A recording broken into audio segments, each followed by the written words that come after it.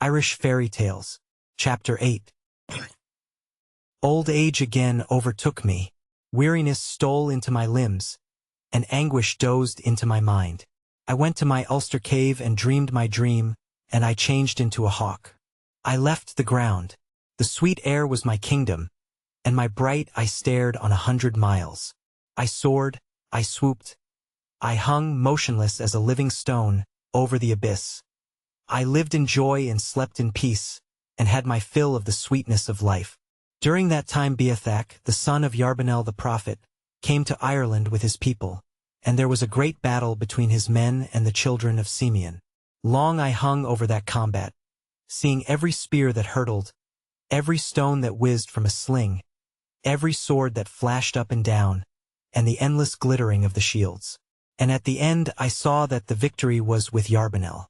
And from his people the Tuatha and the Andi came, although their origin is forgotten, and learned people, because of their excellent wisdom and intelligence, say that they came from heaven. These are the people of Faerie. All these are the gods. For long, long years I was a hawk. I knew every hill and stream, every field and glen of Ireland. I knew the shape of cliffs and coasts, and how all places looked under the sun or moon. And I was still a hawk when the sons of Mill drove the Tuatha de Danann under the ground, and held Ireland against arms or wizardry. And this was the coming of men and the beginning of genealogies. Then I grew old, and in my Ulster cave close to the sea I dreamed my dream, and in it I became a salmon.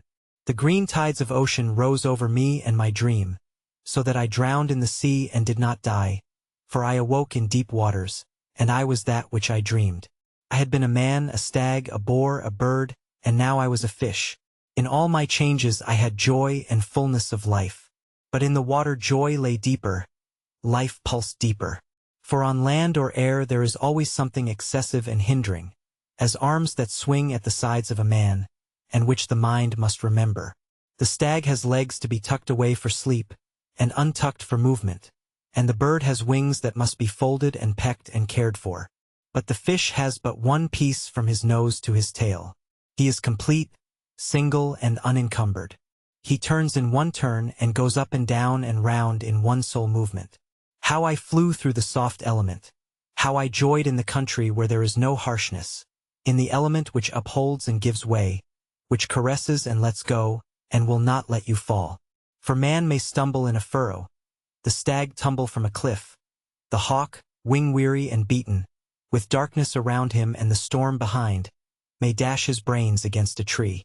But the home of the salmon is his delight, and the sea guards all her creatures.